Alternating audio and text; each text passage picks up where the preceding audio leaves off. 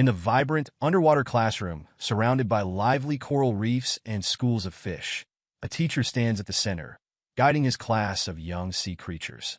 Today's lesson is a level A spell, one that creates snow, an unusual phenomenon in the depths of the ocean.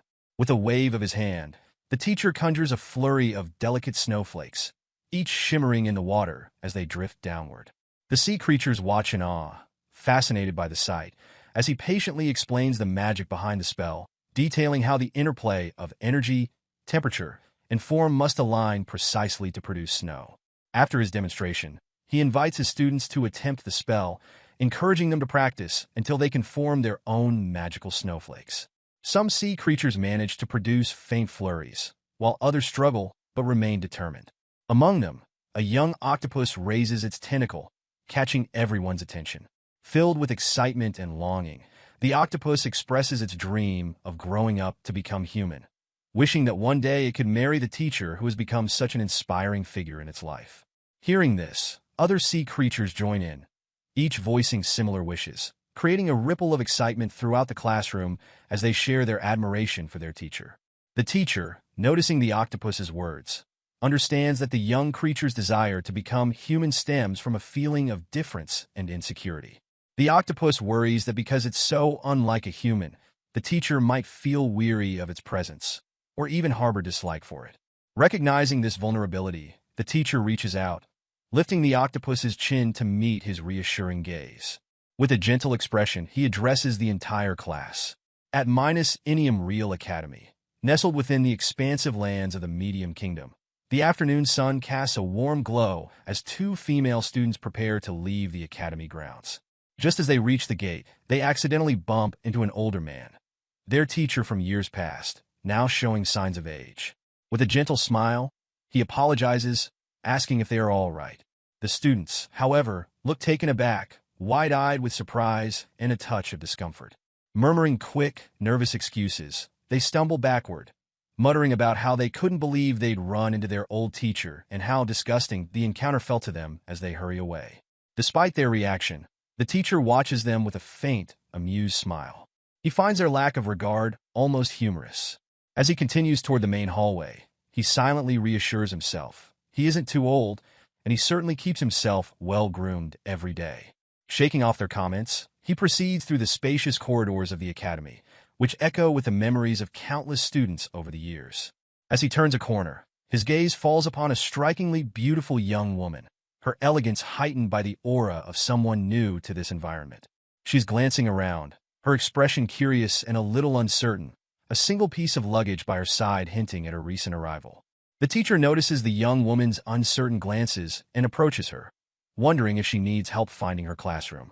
As he gently inquires, she looks up, and her face lights up with a warm, friendly smile before she steps forward and wraps him in an unexpected embrace. He freezes, taken aback by her gesture, an uncomfortable flicker of suspicion crossing his mind. The thought flashes by that this could be some kind of prank orchestrated by students who often sought ways to tease him, the bold teacher. Around them, a few students shoot disdainful glances, murmuring among themselves, further feeding his unease. Attempting to regain his composure, he clears his throat and politely asks the young woman to release him, his voice low as he mentions the odd looks they're attracting. Undeterred, she simply chuckles and maintains her hold, then tilts her head and asks if he can direct her to the head teacher's office, explaining that she'd accidentally left her map behind. The teacher feels a growing discomfort as the young woman remains close, her arms still looped around him with an ease that feels oddly intimate for a first meeting. Politely but firmly, he tries to pull away, gently suggesting she check her student identification book for guidance, as it contains a map to all essential locations, including the head teacher's office. At this, she finally releases him, her face showing a spark of realization as she opens her luggage, rummaging through it only to come up empty-handed. Her expression shifts to one of distress as she realizes the suitcase she's holding was supposed to be sent to her dormitory. She lets out a flustered sigh, realizing her student identification book is nowhere to be found. Observing her panic, the teacher feels a pang of sympathy and lightly pats her head in a reassuring gesture. He advises her to remain calm and suggests she stop by the Academic Affairs office to request a replacement identification book. His calm tone seems to bring her back to focus, and she repeats his suggestion with a shy smile, her tension easing. Amused by her relief, he adds that such calm, practical advice is what he calls wisdom from the past, a habit he picked up during his early days as an office clerk when such skills were essential. He chuckles to himself, recalling the countless instances he had relied on that wisdom to help students in similar situations. The young woman, however, appears slightly puzzled by his comment, the reference to his former role as an office clerk seeming to escape her. Noting her confusion, he gives her a kind farewell. As Washio-sensei walks away, he's unaware of the slight disappointment flickering in the eyes of the young woman he just left behind. She watches him retreat down the hallway, as though hoping he'd glance back, but he continues on, absorbed in his thoughts. Later, in the quiet of the teacher's room, Washio-sensei settles at his desk, preparing for the day's tasks. The room is neat, though filled with a mix of books, student records, and magical instruments that show the wear of years of diligent work. Just as he reaches for his planner, another teacher approaches him with a stack of papers. It's Lemnoa-sensei, a fellow instructor known for his sharp remarks and unyielding personality. Lemnoa-sensei calls out to him by name, Washio-sensei, and lays a bundle of intermediate magic questions on his desk, requesting that he correct them. Washio-sensei looks at the stack with a slight frown, explaining that he's busy and doesn't have the time, as he's scheduled to clean the student residences that afternoon. But Lemnoa-sensei dismisses his excuse with a wave, dropping the questions squarely on the desk anyway, and wryly suggesting that Washio find a better excuse next time. With a cool smile, Lemnoa adds that perhaps if Washio had more talent, he'd have no trouble juggling both cleaning and correcting tasks. Unfazed by Lemnoa's remarks, Washio-sensei responds with his usual calm demeanor, though the mention of their gap in talents stings subtly, a barb Lemnoa frequently employs. Relenting to the persistent pressure, Washio-sensei finally agrees to help, his focus returning to the papers before him. As evening settles over the Medium Kingdom, Washio-sensei makes his way home, passing a lively bar where the muffled sounds of laughter and chatter spill onto the quiet street. Though the warm, welcoming atmosphere is tempting, he knows he can't afford such luxuries. His budget barely stretches to cover necessities, so he turns away and continues toward his modest home. When he arrives, he's surprised to see the housekeeper still awake, tidying the small, cozy kitchen. She greets him with a friendly smile and hands him a plate of leftover dinner. Grateful for her kindness, he thanks her sincerely, savoring the chance to have a warm meal. As she watches him go to his room, the housekeeper remarks on his solitary lifestyle, gently suggesting that he ought to find a wife who could make him a proper meal and look after him. Washio-sensei offers a polite, self-deprecating chuckle, declining the notion. A low-ranking teacher like him, he explains, isn't likely to find someone willing to take on such a life. She shakes her head, but says nothing more as he heads to his room. After finishing the meal, Washio-sensei prepares for bed, taking a brief shower to wash away the day's fatigue. As the water runs over him, his thoughts drift back to a time that now feels like a distant dream. 10 years ago, he had been an office worker in another world, trapped in a monotonous cycle with no prospects for advancement. His evenings were spent in solitude, his free time consumed by simple distractions and idle reading.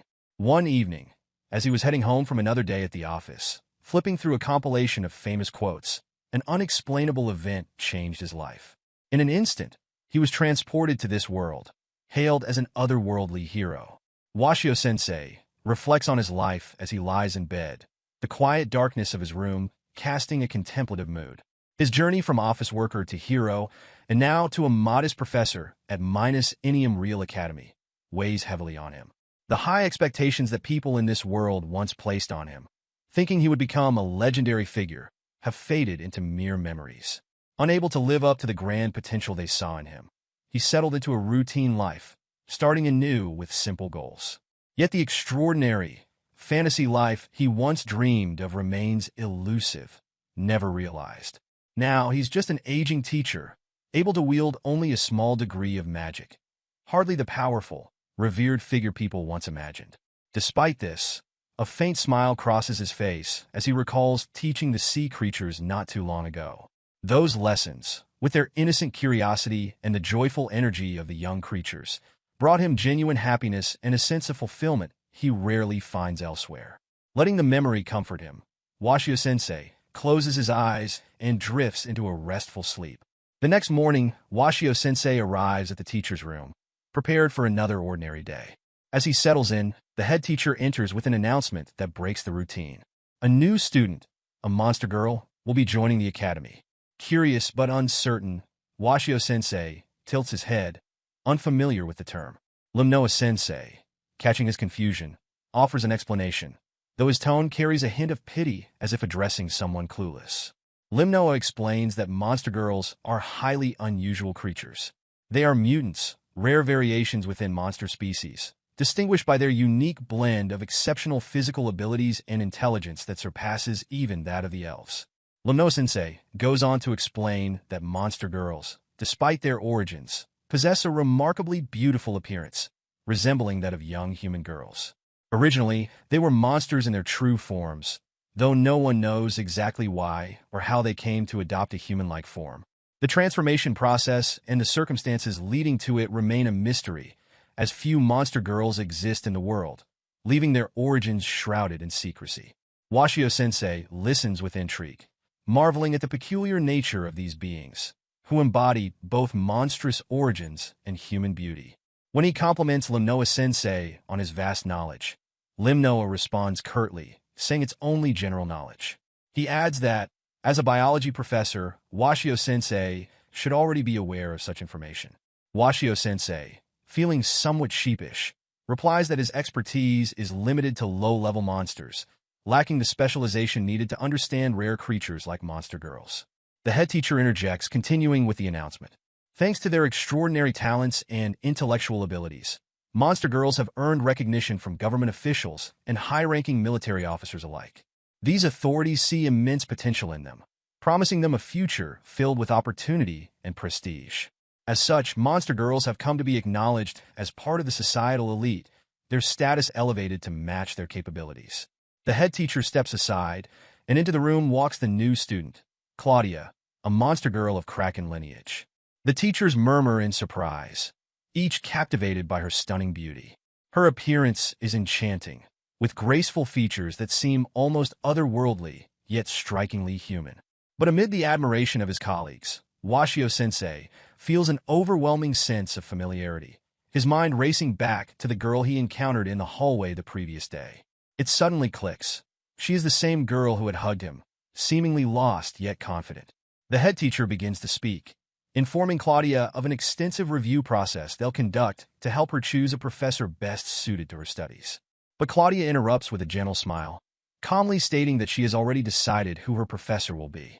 Her eyes lock onto Washio-sensei, and she steps toward him with a knowing confidence. Shock ripples through the room as the other teachers exchange bewildered glances, unable to understand her choice. Washio-sensei, too, is stunned, barely able to process her gaze upon him. In that moment, Claudia reveals the truth that leaves the room in stunned silence. She lifts her skirt slightly, revealing the tips of her tentacle-like legs, each one sleek and glistening, a clear sign of her Kraken origin. She softly announces that she was the very same young octopus he had once taught and guided in his early years as a teacher 2 decades ago. The next morning, Washio-sensei finds himself in a rush, his usual routine thrown off, as he dashes toward Inium Real Academy. The sun hangs low in the sky, casting a warm glow on the path ahead, but all he can think about is the time slipping away. Just as he rounds a corner, he hears a cheerful voice call out to him. It's Claudia, her vibrant smile lighting up the morning. They greet each other, and Claudia, her excitement evident, asks if he would like a ride to school. Before he can respond, one of her octopus legs deftly wraps around his hand, and with a swift motion, she takes off. Washio-sensei is taken by surprise as they burst into motion, her incredible speed making him feel as though he's flying through the air. The world around them blurs, the landscape rushing by in a vibrant streak of colors. Soon enough, they arrive at the academy, and Washio-sensei breathes a sigh of relief, grateful for her help. It's the first time he has made it to school on time this month, a small victory that fills him with appreciation. Claudia beams at him, her enthusiasm infectious, and announces that she plans to continue visiting him every morning for rides. As they part ways at the entrance, Washio-sensei can't shake the surreal feeling of having become her teacher. Just yesterday, she was the little octopus he saved, and now she stands before him as a beautiful monster girl eager to learn. Yet, the choice she made to have him as her professor raises whispers among the other faculty. Many see it as unfair, considering their past, and some even approach the head teacher, asking him to intervene. To their frustration, he simply shrugs it off, stating that Claudia's choice is valid and should be respected. In that moment, ManhwaCapped steps forward, attempting to sway Claudia's decision. He argues that she should consider becoming a student of his instead. As a rank A professor, he boasts superior credentials and experience compared to Washio-sensei, who is ranked E. However, Claudia shakes her head resolutely, a fierce glint in her eyes. She responds that it's rude to refer to teachers by their ranks when they have names. Later that day, as Washio-sensei and Claudia settle into their routine, he takes a moment to ask her about her experience in class over the past 3 days. Claudia's face lights up as she replies that it has been more fun than she ever expected. She expresses her growing fondness for his biology classes, a sentiment that warms Washio-sensei's heart. He feels a spark of pride at her enthusiasm, realizing how important it is for students to enjoy their learning experience. Encouraged by her positive feedback, Washio-sensei hands Claudia a form designed to help students outline their aspirations and goals for the future. He explains that, although she is a first-year student, he believes she has a bright future ahead of her. As a monster girl, he assures her, she has the potential to rise through the ranks effortlessly and become a high-ranking officer if that's what she desires. However, to his surprise, Claudia seems uninterested in such lofty ambitions. She rolls her eyes slightly, sharing how her classmates have been pestering her for connections, expecting her to pave the way for them due to her unique status. Even some of the teachers have hinted at her potential, adding pressure that she finds frustrating rather than motivating. Sensing her discomfort, Claudia turns to Washio-sensei and asks for his advice on what she should do. The request catches him off guard. He hesitates, aware of his own limitations.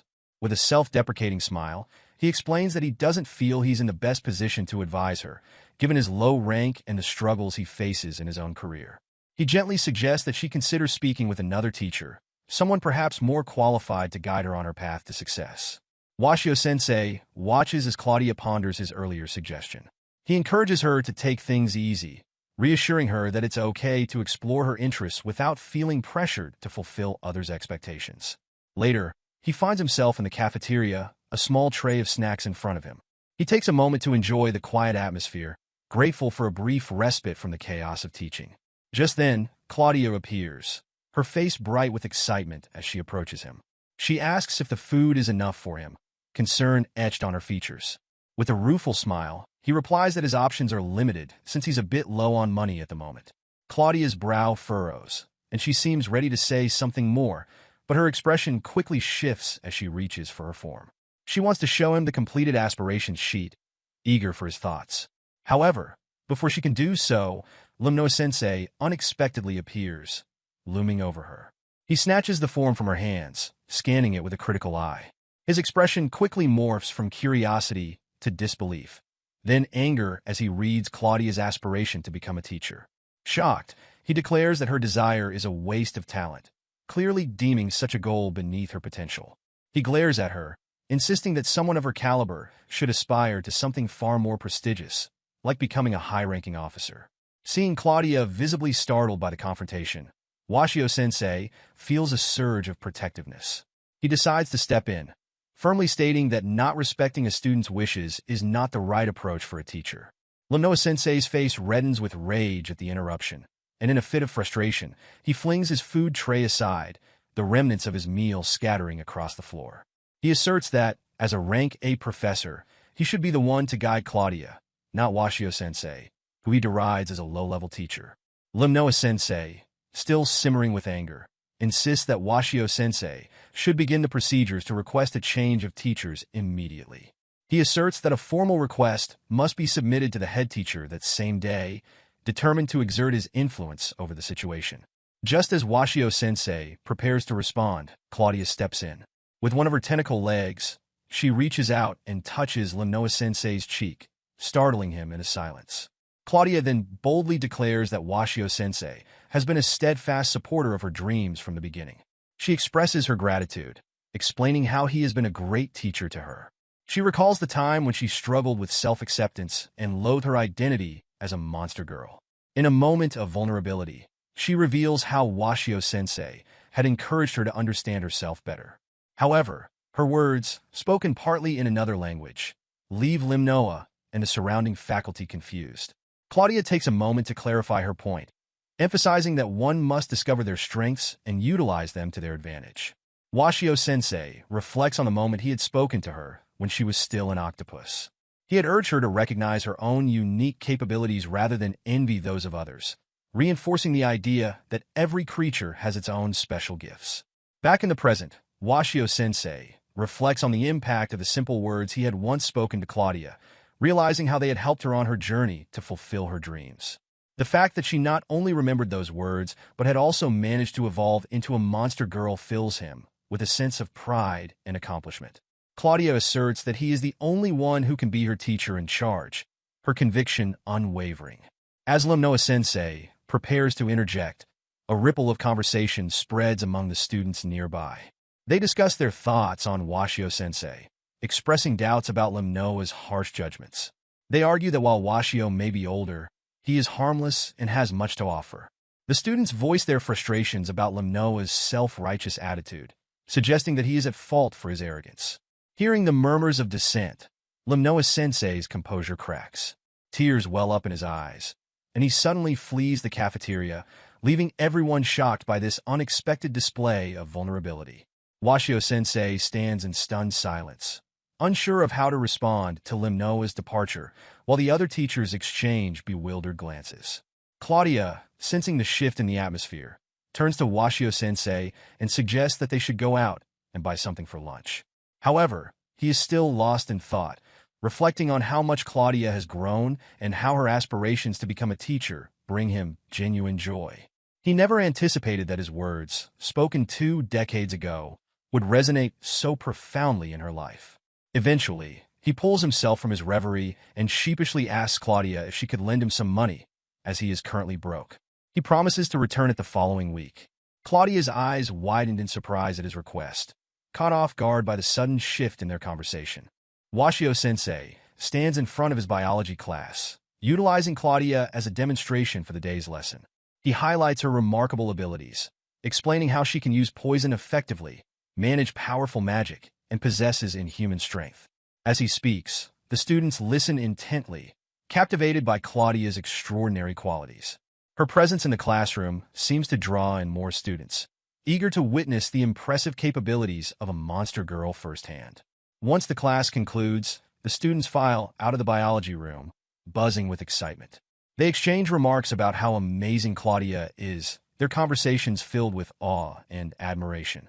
The atmosphere is electric, and it's clear that Claudia's involvement has breathed new life into the biology curriculum, attracting more attendees than ever before. With the classroom emptying, only Washio and Claudia remain inside. He turns to her, expressing his gratitude for her willingness to assist with his lessons, feeling a bit guilty for putting her in the spotlight. Claudia, however, beams with joy, assuring him that she is happy to help. The mere opportunity to be with him is enough to make her content. As they tidy up after class, Claudia extends her tentacles to reach areas of the board that are too high for Washio. He watches in amazement, surprised to see how far her tentacles can stretch, about 3 meters. Claudia explains that this is her limit, demonstrating her ability to stretch and shrink them as needed.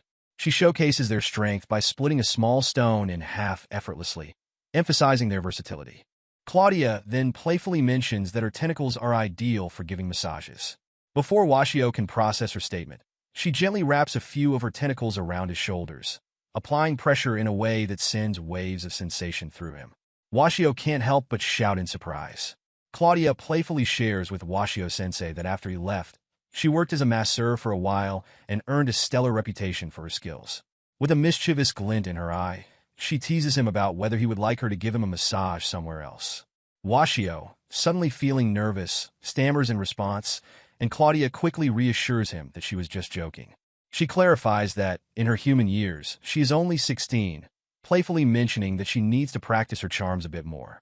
Washio, feeling flustered by her teasing, seizes the opportunity to excuse himself, claiming that the next class is about to begin. Claudia laughs lightly, watching him leave with a smile before heading off for lunch. As he walks away, she feels a sense of joy, having enjoyed their playful banter. Outside the academy, A strikingly beautiful girl steps out of an ornate carriage, her presence turning heads as she gazes at the academy. She wonders if Washio still remembers her, a hint of nostalgia in her eyes. Later that evening, Washio-sensei is seen in his modest home, tossing and turning in his sleep.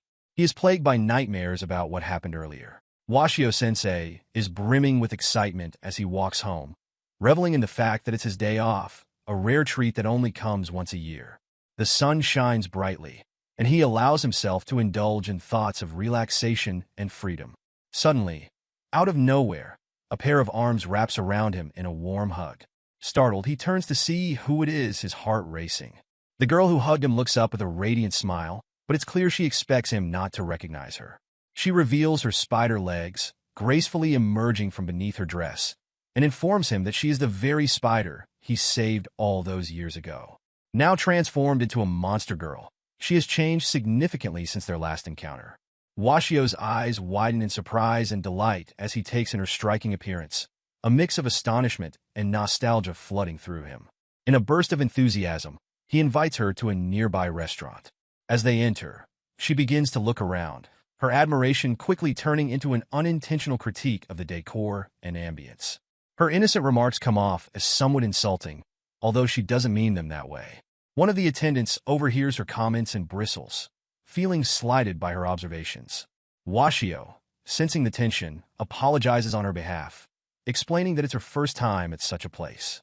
The attendant, softening a bit, informs Washio that since this is the first time he has brought a girl here, he will make an exception and prepare something special for them. Washio thanks him, grateful for the understanding. As they sit down, the spider girl is soon served a platter of roasted meat.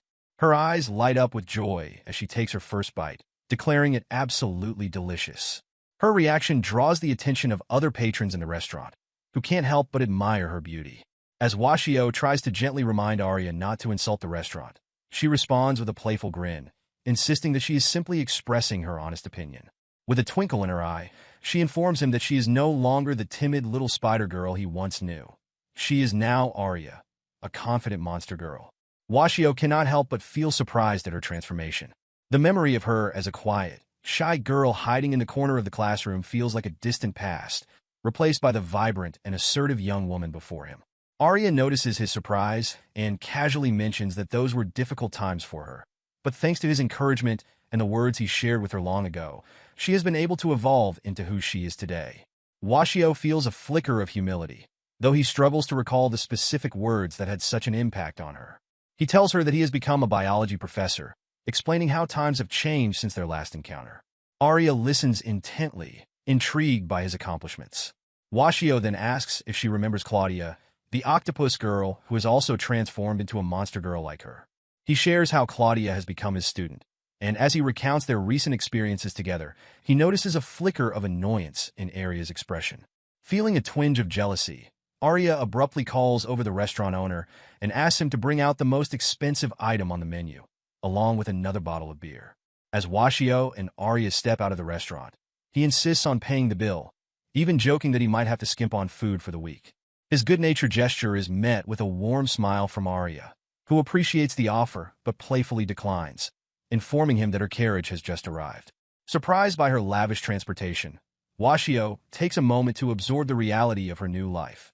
The shy spider girl he once knew has blossomed into a wealthy young woman. Just before she climbs into the carriage, Arya pulls him into a brief but heartfelt hug, expressing her hope to see him again soon. Washio watches as she departs, a mix of warmth and nostalgia swirling in his chest. Once inside her carriage, Arya leans back against the plush seat, a satisfied grin spreading across her face. She relishes the memory of finally being able to hug Washio with her human hands, a small dream come true. As she gazes out the window, her mind drifts back to their conversation about Claudia.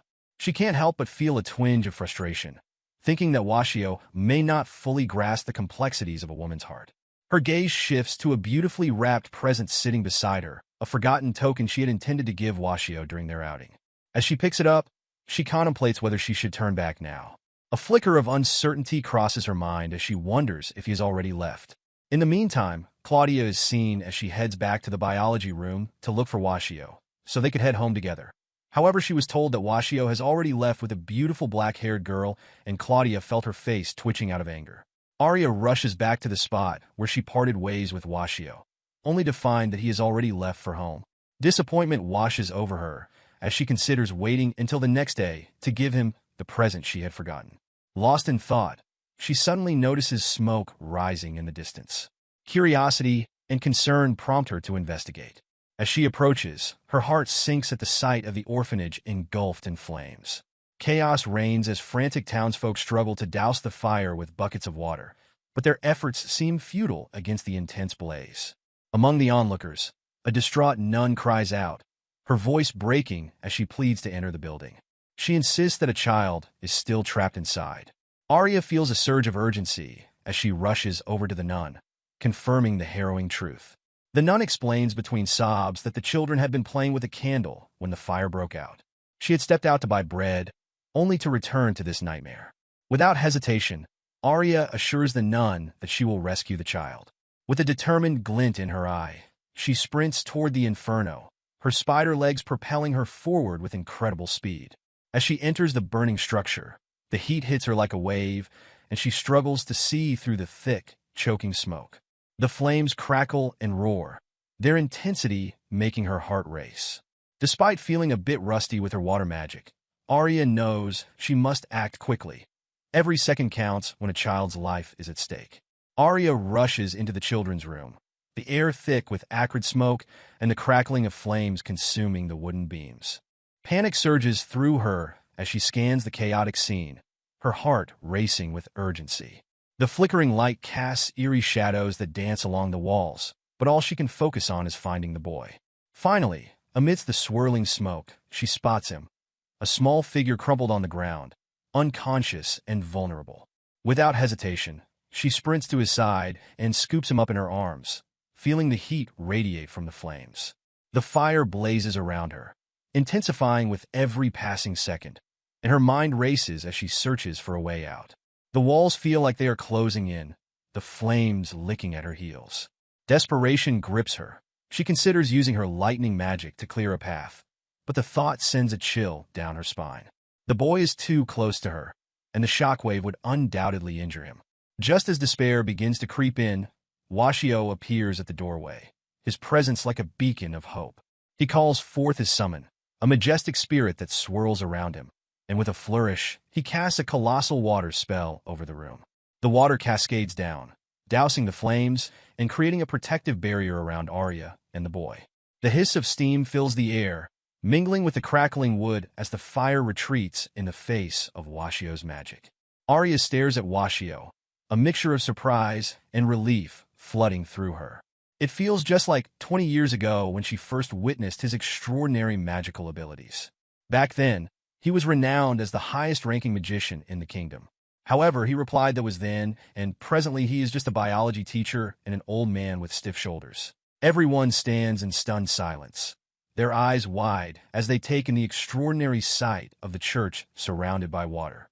The shimmering surface reflects the chaos of the world around it, casting an otherworldly glow over the scene. Curious onlookers murmur among themselves, questioning how such a phenomenon could occur. One man steps forward, his face a mask of confusion, and when asked if he is the one who wielded the magic, he shakes his head vigorously, claiming he is only a baker, incapable of performing such feats. Among the crowd, a child gazes in wonder at the fish darting gracefully beneath the surface, their scales glinting like jewels in the sunlight. The child's eyes widen with delight, a stark contrast to the uncertainty in the air. Just then, Arya emerges from the water's edge, the boy she rescued cradled in her arms. Gasps of surprise ripple through the crowd, quickly replaced by expressions of joy and relief. A nun rushes forward, her expression a mix of concern and gratitude. She gently asks Arya if she is all right. Arya nods, reassured yet focused. She instructs the nun to take the boy to a doctor for a checkup, explaining that she has used some of her healing magic on him, but it's best to ensure he is completely fine. The townspeople express their heartfelt thanks, overwhelmed by her selflessness and bravery. The whispers among the crowd reveal a growing sense of awe directed toward Arya. They had assumed she was the one who summoned the monstrous water magic surrounding the church, and their admiration deepens when they remember that she is a monster girl, a being of power and mystery. They can't help but marvel at her capabilities, their fear transformed into respect and admiration. In the midst of the commotion, Washio quietly slips away, unnoticed by most. His departure is subtle, a shadow moving against the backdrop of astonishment and gratitude. Arya catches a glimpse of him leaving and instinctively calls out to him, but he raises a hand, gesturing for her to focus on the crowd. He prefers to avoid drawing unnecessary attention to himself. The rain falls steadily, with droplets cascading from the building's eaves. A child appears, his eyes wide with curiosity as he walks toward Arya. He hesitates for a moment and then asks about the world around him. Arya notices a wreath of flowers on the child's head. The child explains that Washio made it for him, saying it is to reassure him that everything is fine. There is a hint of sadness in the child's face because of the church's influence, but there is also a spark of happiness.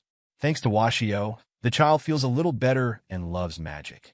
This moment reminds Arya of her past when she was still in her spider form. She remembers how Washio made a wreath of flowers for her, weaving the blooms together gently. He not only creates something beautiful, but also teaches her about magic, showing her new wonders. Arya thinks about a question she asked Washio long ago. She wanted to know why he taught magic. He wanted to share knowledge that would help them in life. His idea is simple. The secret to living is giving. He tells her that sharing brings joy. It can be knowledge, flowers, or even a smile. The act of giving is more important than the gift itself, as long as it makes others happy and allows them to be themselves. As she reflects, Arya realizes that Washio's dedication to teaching comes from a deep understanding of how people are connected. He never stops giving, showing generosity in every lesson and act of kindness. The next day, everyone at the academy buzzes with excitement and speculation about the previous night's events. Students gather in groups, discussing the fire that broke out at the church in the town center. Whispers circulate that a monster girl was responsible for extinguishing the flames. The rumor hints that this new monster girl is not Claudia, but rather a new student at the academy, implying it is Arya. Meanwhile, Claudia stands in conversation with Arya, who is dressed in a proper school uniform. Arya explains that she did not put out the fire. It was Washio who saved the day. Claudia nods, agreeing, and mentions that she always knew Arya struggled with water magic. Curious, Claudia asks about the muscular figure that often appears in Washio's magic. Arya confirms that he still shows up and adds that he is even more muscular than before. She also mentions that the number of fish has increased, suggesting that Washio's magic is growing stronger. At that moment, Washio arrives, and Arya expresses her gratitude to him once more. She tells him that it is thanks to him that she can transform into a monster girl. To show her appreciation, she presents him with a gift, a tie featuring a spider web emblem. Washio's face lights up with happiness as he accepts the thoughtful present. However, Claudia watches this exchange with a twinge of jealousy. She remarks that if the tie had an octopus design, it would look even better. Arya disagrees, sparking a playful argument between the two. Their light-hearted banter draws the attention of their peers, who observe with amusement. Washio told them to calm down as other people around are watching them. Arya sits at her desk, filling out a form about her future aspirations. She writes that she wants to become a magic guard, a role that excites her. Washio, nearby, catches a glimpse of her form and encourages her, telling her that even among the students, her magical abilities are truly impressive. He assures her that he will do everything in his power to support her dreams. Arya feels a wave of gratitude wash over her at his words, appreciating his unwavering belief in her. Later, in the biology room, Washio reviews the forms that Arya and Claudia submitted. He smiles to himself, happy to see that both of them are thinking about their futures. He feels a sense of responsibility and determination to help them achieve their goals, knowing how important these aspirations are to them. As Washio continues to reflect, a group of teachers nearby engages in a lively debate. They argue passionately about whose students will win the upcoming faction battle this spring. The discussion grows heated, with each teacher defending their students' abilities and chances of success. Amid the chatter, a realization dawns on the teachers. Limnoa's group is likely to win the faction battle again this year. They have remained undefeated for 5 consecutive years, a record that looms large over the competition. Arya and Claudia sit together, discussing their future occupations. Claudia expresses her desire to become a teacher, inspired by Washio. She loves the idea of humans and monsters studying together, believing that education can bridge their worlds. Motivated, both friends vow to work hard to achieve their dreams, supporting each other along the way. As they talk, a group of students approaches, their demeanor confident. The leader, a second-year student named Frederick, introduces himself and his companions, proudly stating that they are part of Limnoa's group. Arya and Claudia exchange confused glances, unsure of what this means for them. Frederick continues, explaining the purpose of their faction. He describes how there are 3 patterns in which they can activate magic and how they study different types of invocation to improve their skills. He invites Arya and Claudia to join them, emphasizing that it would make them stronger. However, Arya and Claudia both wear uninterested expressions. Arya finally speaks up, asking what kind of faction it is. Frederick explains the benefits and opportunities they would have as part of Limnoa's group, but the more he talks, the more it becomes clear that the girls are not interested in joining. Seeing their lack of enthusiasm, Frederick's expression shifts. He proposes a challenge, a duel between them. The first one to hit the other with magic wins. Claudia opens her mouth to voice her refusal, but Frederick cuts her off. Without warning, he unleashes a powerful blast of water magic, sending a massive wave crashing toward Arya and Claudia. Reacting quickly, Claudia uses one of her tentacles to counter the wave, redirecting the water effortlessly. Frederick raises an eyebrow, clearly unfazed by her response, and encourages them to attack back with their own magic. However, Arya and Claudia remain uninterested in engaging with him further. They exchange knowing glances, but Frederick refuses to let them walk away. His determination only fuels the tension in the air. Meanwhile, in another part of the academy, Limnoa teaches a class about the principles of magic. As he explains the fundamental concepts, he notices something unusual happening outside the classroom window. His attention shifts as he sees a figure appear in the distance. Arya and Claudia, still caught up in the confrontation with Frederick, are equally surprised when a werewolf suddenly steps into view. The creature stands tall and imposing, its fur glistening in the sunlight. Both girls' eyes widen in astonishment. Frederick notices the surprise on Arya and Claudia's faces and takes the opportunity to explain. He tells them that when someone casts a spell, a manifestation appears from the shadows. This is a representation of their magical power. He refers to this phenomenon as the image of magic power. The werewolf that has just materialized before them is Frederick's representation of his magical strength. He elaborates, connecting his explanation to what Limnoa has been teaching in class. He explains that these creatures are the physical embodiments of magical power and reflect the user's spirit. They can take various forms, such as monsters, beasts, or magical creatures. Frederick emphasizes that the shape of the manifestation is not as important as its size. A larger representation indicates greater power, allowing others to gauge a user's magical abilities just by observing their invocation. As he speaks, the students around them listen intently, their eyes wide with fascination. They are particularly amazed at Frederick's invocation, noting how it has grown significantly since they last saw it. Arya looks at Frederick, curious about the rank of his magical power. She wonders if his imp is at C or B rank. However, Frederick shakes his head, urging her not to jump to conclusions. Instead, he decides to demonstrate his abilities. He chants a spell, and an enormous ice knife materializes in the air, glinting menacingly. But before Frederick can bask in his display of power, Claudia reacts swiftly.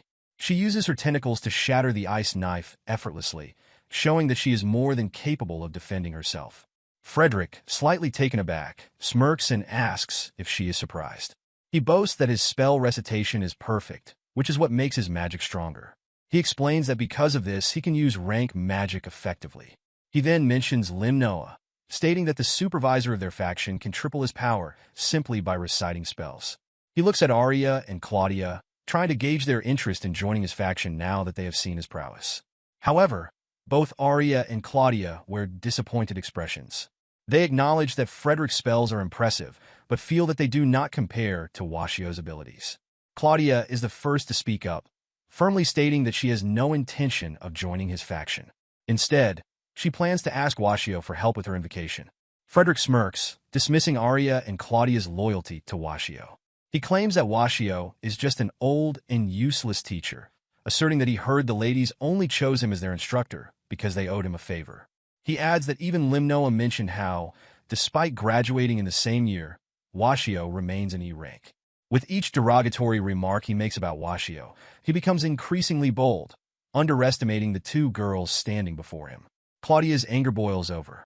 Enraged by Frederick's disrespect, she launches an attack at the werewolf, which disappears in a flash of explosive energy. The students nearby gasp in shock at her sheer power and the display of her magical capabilities. Arya, realizing that the situation is escalating, urges Claudia to calm down. She reminds her to control her temper, especially since her thorny tentacles have already revealed themselves in a fit of anger. Arya knows that they need to maintain composure, but her own anger rises as she sees Frederick's smugness. In a moment of defiance, Arya reveals her spider legs, standing tall beside Claudia. She asserts that Frederick should apologize for his disrespectful comments about Washio's rank. The two girls now present a formidable front, showcasing their magical prowess and their commitment to standing up for their teacher. Frederick, now scared out of his wits by the sudden outburst and the overwhelming power of the monster girls, takes a step back. The atmosphere is thick with tension as everyone stares in shock at the enormous tentacles extending from Claudia and the spider legs unfurling from Arya. Even Frederick stands frozen, his eyes wide with fear and disbelief, wondering if what he sees is real. The two monster girls demand an apology for his disrespectful remarks about Washio. Frederick opens his mouth, but hesitates, speechless under the weight of their combined power. As he falters, Arya's spider eyes begin to emerge from her head, sending a chill down Frederick's spine. The sight terrifies him, amplifying his fear and leaving him at a loss for words. Just then, Limnoa and Washio rush over, alerted by the commotion. Their eyes widen in shock at the damage to the tower, and Limnoa immediately deduces that the source of the chaos must be the monster girls. He scans the scene, looking for the culprit among them. Claudia, still seething with anger, points directly at Frederick, declaring that he is the one who started the trouble. To her astonishment, Frederick suddenly grabs her hand, a fawning look on his face. He exclaims that he likes her, catching everyone off guard with his unexpected proclamation. The onlookers gasp, confused by Frederick's abrupt change in demeanor. He continues, expressing his admiration for Claudia's explosive magical abilities. He marvels at the fact that she does not even recite a spell and wears a limiting ring, which means she can only unleash a fraction of her true power. Frederick, still gripping Claudia's hand, declares that he has feelings for her and suggests they should get engaged. Claudia is completely stunned, her eyes wide with disbelief at his sudden and outrageous proposal. Before she can gather her thoughts, Washio steps in, jokingly apologizing for interrupting what he calls a lover's quarrel. He then announces that those responsible for the explosion will need to write an apology letter, prompting Claudia to immediately pull her hand away from Frederick, insisting that it is not a lover's quarrel at all. Limnoa observes the chaos with a smirk, remarking that the near fight and the damage to the tower indicate that Washio is not doing a good job as the person in charge. He playfully criticizes Washio, attempting to undermine his authority. Washio, however, remains unfazed, responding confidently that he is certain the girls had a valid reason for their actions. Unrelenting, Limnoa continues to tease, offering to take charge of the girls himself, claiming it would be for Washio's sake. Despite Limnoa's banter, Washio chooses not to respond, his focus still on the two monster girls. Later, in the counselor's office, Frederick sits at a desk, a crumpled piece of paper in front of him. He has just completed his apology letter, a task assigned after Washio learned about the incident with Claudia and Arya. Frederick insists that he has deeply reflected on his actions and acknowledges that his behavior was reckless. Washio admonishes him, reminding Frederick that as a member of Limnoa's group, he needs to be more careful. Frederick shrugs off the concern, claiming there's no need for Washio to worry about him. His focus quickly shifts back to Claudia, and he states confidently that he will one day save her from what he describes as the brainwashing that Washio has done. Claudia, visibly annoyed, tells him to get lost, firmly asserting that it will never happen. Turning his attention to Arya, Frederick makes a dismissive remark about her being from an insect species, suggesting that he cannot love her. However, he claims he would be considerate and invites her to join his faction. Arya, unimpressed and irritated, bluntly refuses his offer, stating that he annoys her too much. Washio, witnessing the interaction, tries to lighten the mood by teasing his students, but their anger remains palpable. In a surprising twist, Claudia then asks Washio if he would go on a date with her after he finishes his classes. Washio is taken aback by her request, his expression a mix of shock and confusion. Meanwhile, as the scene unfolds, Arya observes Frederick's demeanor and notices that he did not offer a proper apology before leaving. Washio stands in front of Claudia and Arya, admonishing them for using magic outside of school. They nod in acknowledgement, understanding the importance of following the rules. Afterward, Claudia informs Washio that once her afternoon class is over, they will go on a date. Later, Claudia is seen getting ready for the date. She puts on a cute outfit and asks a group of female students for their opinions. They compliment her, saying she looks adorable. Arya, who is also dressed up, receives similar praise. When Washio sees them, he offers compliments as well, telling them they both look great. The other students nearby realize that Washio is the teacher in charge of the monster girls, and they start whispering among themselves, speculating whether he can handle such high-class students. Claudia and Arya overhear the whispers, and they shoot the gossiping students a serious glare before leaving with Washio. The scene shifts to a local tavern, where the trio sits down for a meal. An old man at the bar notices Washio with the two girls and approaches him. He remarks that since Washio has students, he should aim for a promotion, noting that being a level E is the worst rank. The old man curiously asks if Washio is jealous of Limnoa's higher rank, as they are both colleagues. Washio responds casually, saying that being a level E without any responsibilities suits him just fine. The previous day, Claudia and Arya observe how their peers underestimate Washio, their teacher. They discuss in hushed tones how they can change that perception, insisting it is a secret meant for just the two of them, leaving Washio oblivious to their plans. After their brief discussion, the girls quickly excuse themselves, claiming they have something urgent to attend to. Washio shrugs it off, feeling relieved to have some peace and quiet. The following day at lunch in the cafeteria, Washio finds it odd that Claudia and Arya are missing. Just as he ponders their absence, Arya appears, donning spectacles that give her a scholarly air.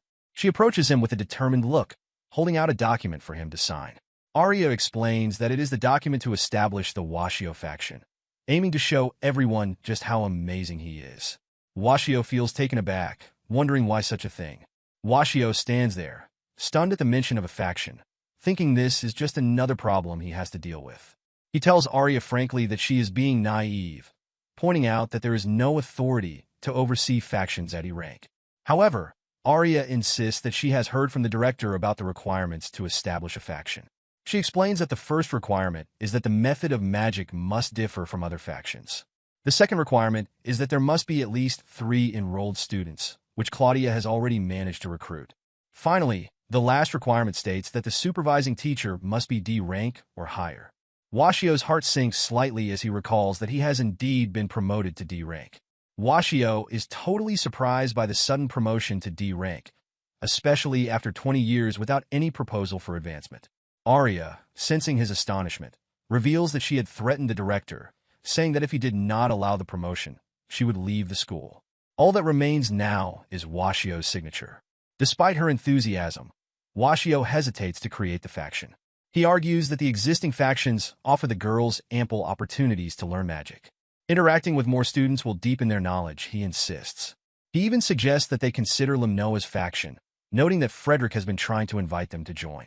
Washio acknowledges their aversion to Limnoa, but insists that, although he is a bit proud, he is an exceptionally skilled and amazing teacher. As he speaks, he notices tears welling up in Arya's eyes, prompting him to stop. She expresses her frustration, saying it is unfair that he accepts the E rank evaluation, despite being a wonderful magician and teacher. Washio feels the urge to apologize but is cut off when Arya firmly tells him to just sign the document instead. At that moment, Claudia rushes over, clutching a letter that turns out to be from Washio's housekeeper. The message reveals that she is getting older and plans to hand over the management of the house to her son, asking if Washio could leave the next day. Washio can hardly believe his eyes as he reads the letter, realizing he could be homeless the very next day, especially as he is about to turn 50. The gravity of his situation weighs heavily on him. Arya, noticing his distress, offers a solution. She suggests that if he signs the documents for the faction, he could secure a place to sleep. She bows her head, emphasizing that the girls genuinely want to learn from him, which tugs at Washio's heartstrings. After a moment of contemplation, he decides to sign the document. Even though forming a faction might seem like an additional responsibility, he reassures himself that it won't require too much effort on his part. Plus, the prospect of receiving a raise and a free dormitory sounds appealing, especially given his current predicament. After Washio signs the document, Claudia and Arya eagerly check it over, only to discover he has mistakenly written Watsuo instead of Washio. They stare at the paper in disbelief, their expressions a mix of shock and amusement. Meanwhile, in a separate scene, a girl is seen peacefully sleeping in a pod. Later, Washio and the monster girls enter the director's office, their expressions a mix of hope and determination as they request permission to establish their faction. However, their excitement quickly turns to disappointment when the director denies their request. Claudia, unable to contain her disbelief, asks why they are being denied, especially since they have met all the requirements. The director advises her to calm down before explaining the complexities of the raising ring. He clarifies that factions explore magic in multidimensional ways, each with its own unique thoughts and methods. He cites examples. Limnoa's faction employs vocal summoning, the Alba faction utilizes ritual magic with incense, and the Julius faction focuses on simulated summoning with rings. Each faction has a specific research theme that guides its members. As the director's words sink in, Washio's expression grows serious. He realizes the urgency of their situation. He needs to create a faction to secure a dorm room. After all, he worries about becoming an old man without a stable place to live. The thought of begging the landlord crosses his mind, prompting a sigh. As they exit the director's office, Frederick calls out to Claudia, attempting to compliment her. She clearly shows her disinterest, her body language turning cold. Washio, trying to lighten the mood, jokingly remarks that the two seem quite close.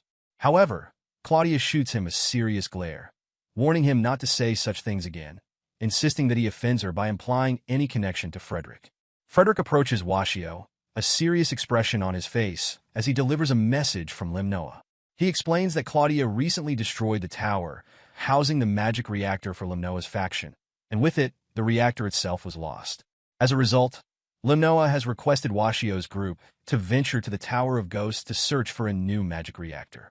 The Tower of Ghosts looms in their minds, a crumbling structure that connects to the third floor of the main building.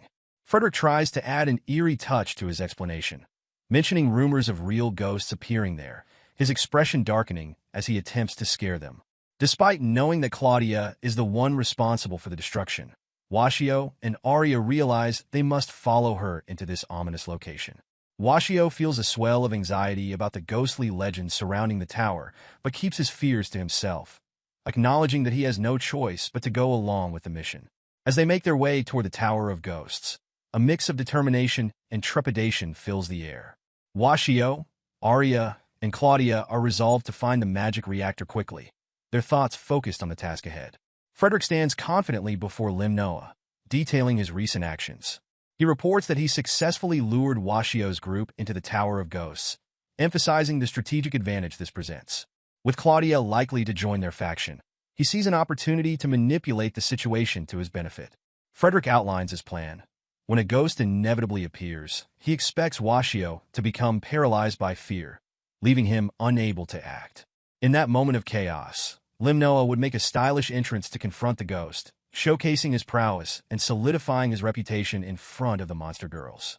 Frederick envisions the girls being so impressed that they would eagerly join Limnoa's faction, furthering his own ambitions. As Limnoa and Frederick chant their faction slogan, their confidence swells at the thought of the monster girls already being part of their ranks. Meanwhile, in the Tower of Ghosts, Washio and the girls step cautiously inside, unaware of the scheming that has taken place just outside the ancient walls. As Washio and the girls venture deeper into the Tower of Ghosts, the atmosphere becomes increasingly oppressive, a stark contrast to the bright daylight outside. The air is thick with an unsettling energy, sending shivers down their spines. Washio tries to keep the group's focus on their mission, reminding them of the need to locate the magic reactor for Limnoa and return swiftly. Suddenly, a door creaks open on its own, revealing a shadowy silhouette that sends both Claudia and Washio bolting in fear. Their instincts kick in, and they dash away, only to fall into a hidden pit trap that had been cleverly concealed. Arya, remaining more composed, calls out to her classmates, but she quickly realizes that they have disappeared from sight. In a panic, Arya attempts to use her spider web to rescue them, casting it towards the opening of the pit. But just as she secures a grip on them, the opening slams shut, severing the web and leaving her powerless to help. Meanwhile, Claudia and Washio find themselves ensnared in the remnants of the webbing, their hearts racing as they try to understand what just happened. Claudia starts to feel an overwhelming urge, driven by her monster instincts, which begins to cloud her judgment. Just as she grapples with a strange sensation, a loud crash echoes through the chamber, pulling their attention away from their predicament. They turn to see a girl suspended in a strange pod, the very source of their growing unease. An automated voice fills the air, announcing the magic level within the pod, only to abruptly declare that the pod will explode in 60 seconds. Panic surges through Claudia and Washio as they process this alarming revelation. They scramble frantically to find an exit, their earlier bravado replaced by sheer desperation. But the grim realization sinks in. They are trapped with no clear way out.